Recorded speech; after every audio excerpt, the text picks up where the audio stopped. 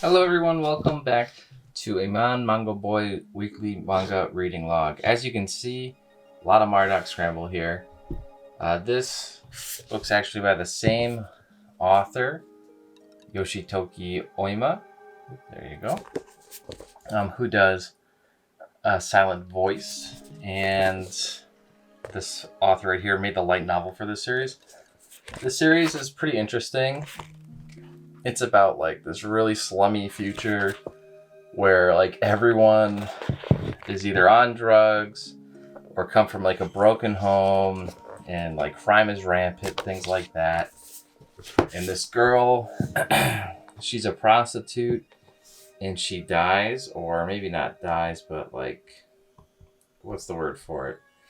She gets like in a bad accident, and she has to, she doesn't have to, but she wants to actually die, but eventually she decides to steel her resolve and realize she wants to find her killer and kind of bring justice to the world. So this story's got a lot of like people who used to be ex-army.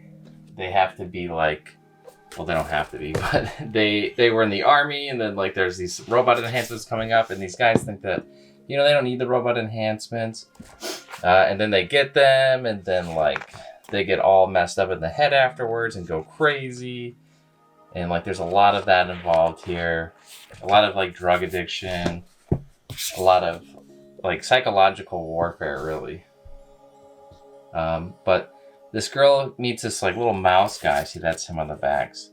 And the mouse guy has the ability to transform into like a whole bunch of weapons and body armor suits and everything like that to help her out on her journey. He's also like a supercomputer kind of intelligence, so he can track things and things like that. I really like this manga because of all the psychological warfare, and the topics they cover is pretty heavy. I would say, I don't know if this is technically a shonen, but I would say definitely more of a seinen in terms of like the material it covers, which is good. To a lot of you guys, let's see, 16 plus. I don't know if that constitutes it as seinen or what for you guys, but it calls it older teens. It's not quite the M Berserk gets, but it also doesn't show any nudity, so that's probably why. But they go to this casino. This casino is like a huge bunch of psychological battles. This is like Kakegurui before Kakegurui was a thing. I think this came out around 2012 or 14, something like that. In the States anyways. And it's really just a quick read. There's only 7 volumes. I definitely recommend it. There's not too much text, so that's also what I mean by a quick read. So there's not that many volumes, and there's not a whole bunch of text. So I was able to get through this pretty quick. I read, a volume a day, and to be honest with you, I probably could have read the whole thing just like today or Sunday. Things like that. It's super quick and easy to read. So that was, nice. I like a good read every once in a while. That's quick and easy. Not too, what's the word for it? Not too heavy on my head. I can just sit down and relax to it. I don't have to read like a huge Death Note battle or anything like that after work. Speaking of, JJK Volume 11 was sick. There's a twist in JJK Volume 11, which, the Shonen Jump account actually kind of spoiled, so I don't want to spoil it with you guys, but this was awesome. It continues the arc where the cursed spirits are starting to go crazy, and they're trying to capture Gojo and then take over the city and become the true humans, which they believe themselves to be. I really do like this series quite a bit. I do wish that they didn't go so far apart, but what can you do? I mean, like, I started reading it, I was like, oh yeah, that's right, this is what's happening. I think like this would really benefit from a binge read. So once it ends, I'll probably try to reread it all, or maybe I'll just rewatch the anime, since I didn't actually watch it yet. Maybe I'll wait for it all to come out in the animated form and then watch it all then. But strongly recommend JJK if you guys haven't been reading it or watching it. It's so good. It's a lot of fun. It's very dark, twisted, and there's a lot of body horror in it actually as well. Next on our list is Dragon Ball Super. We're getting to the end of the Moro arc. I think it's going to end in volume 15. I told myself I was going to look to see how long the Moro arc is because people say it's so short. I honestly don't feel like it's too short. I don't think it was much shorter than like the Black Goku arc or Future Trunks arc of Dragon Ball Super, but tough to say. This Moro arc starts off strong with Vegeta, with Vegeta kicking some major ass, which I thought was awesome. And it ends on a sick cliffhanger of Goku kicking some major ass. I'm a big fan of Dragon Ball Super, which has not been any secret on my channel. But I actually have been really liking the Moro arc quite a bit. It's a big change of pace using more magic versus just raw strength like Dragon Ball usually uses. And I really like the kind of return to form in terms of like Kung Fu aspect of it. At the end, Goku just like straight up uses almost no ki or fancy explosive techniques and just like sticks to hand, which I really enjoy. And at the beginning, Vegeta just does like brutal beatdowns of hand to hand. This started off as feeling more like a retread of the Piccolo Jr. or Demon King Piccolo arc, but it's starting to kind of turn into more of like a Cell arc with the way Moro has like his powers and things like that. If you guys haven't been reading Dragon Ball Super, I strongly recommend it. Who knows when the anime is coming back, but hopefully it's soon. They also have a cool movie coming out, which I'm looking forward to. I don't think it's going to be anything too crazy like Broly was, but I do think it's going to be nice, like fan servicey. I think it'll feature like Pan and Gohan pretty heavily, but we'll see what ends up happening. There's like some rumors about it having Jiren in it too, which would be sick. Here's Boruto. Boruto is actually now behind the anime. It's a twist that I never thought I'd see coming, at least the English releases. So this shows Jigen versus the main man here, is Koji. And I thought that was an awesome fight so far. We also have a defector coming into Konoha, which I don't really want to spoil who, but they go into more of like how the Ten Tails works and what the plan was for the Otsuki, which is really interesting to read since, you know, we only get such a small taste of it at the end of Naruto. We also have the authors, so they're just like, this is, you know, last year during the pandemic that this like was published in Japan. So this translated interview is just them playing Animal Crossing. And I was like dying laughing. The same thing actually happened with JJK, and I don't think Dragon Ball, but I think Dragon Ball Super is probably going to have one eventually. So I think that these author summaries or whatever introductions are very interesting since, you know, we're in the middle of a pandemic and they're talking about it now. So I think that's just fun and interesting to read. A lot of politics and like plot twists in this manga, this volume. I hate Boruto because it takes so long to come out. You know, you can say that for a lot of things, but Boruto especially, I really like.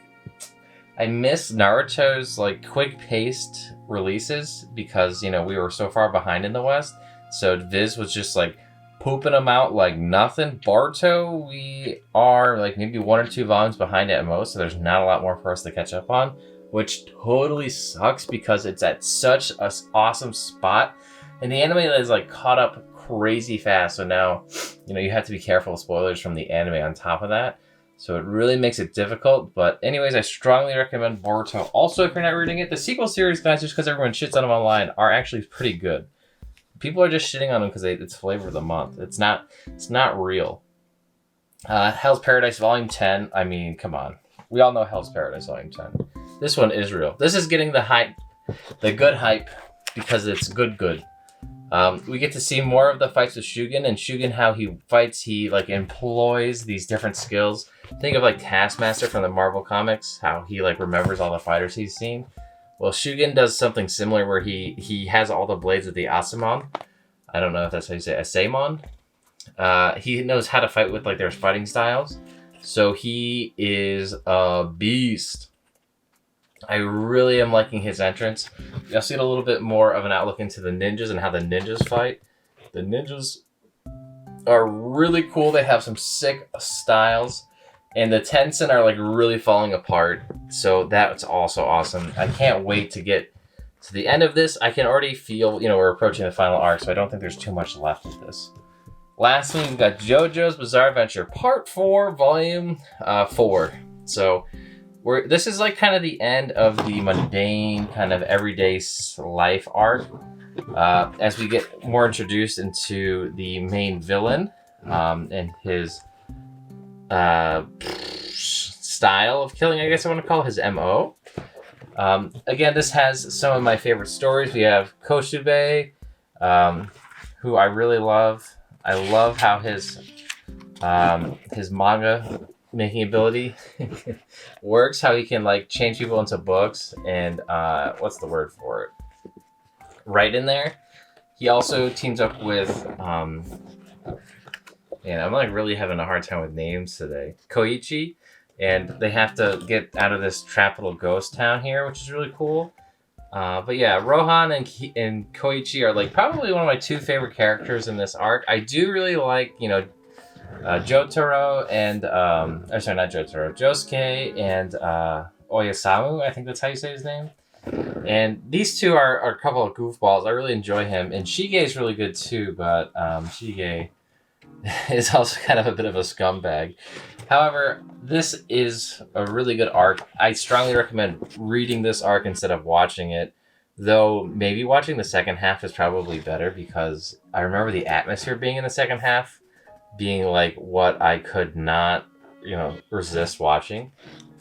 Because of the killer being around the corner and then like trying to hunt down the killer. I remember like being glued to the series trying to figure out who the killer was and like how are they going to catch him.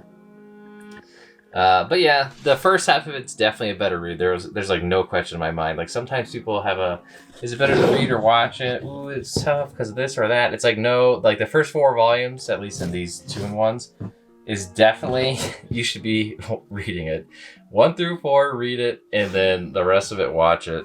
These are 2-in-1s, so they are a little bit more pricey, like $20 for this 1 volume, and it's hardcover, which is pretty awesome too. But you know, Red Stuff has it for like 17 or 16, and then if you get it on sale, it's even less. So it's not too bad if you get a bunch of them on a Viz Media sale. But that is it for this week, my friends. I finished organizing my manga shelf. I forgot to mention that I was nearing the final steps of it last time, and I'm so happy for it. Oh my god, it took me so long to finish up that manga room. I have a few boxes in there right now, so I want to kind of clean it out downstairs a bit more. I also am starting to finish up some series in terms of collecting them, which feels so good, but also so bad because that means I, you know, need to move them out of jail. And so they have to go in my room somewhere. So I don't know if you guys can tell, but I've been stacking books like a madman on my bookshelf here. It is packed. I still have a few spots in there that I can fit some more books in, but you know, it is getting stuffed. To the brim. Anyways, that's it for today, folks. I hope you guys enjoyed today's video, and I hope you guys have a good rest of the week, or a good start of the week, and we'll see you on the next one. Bye.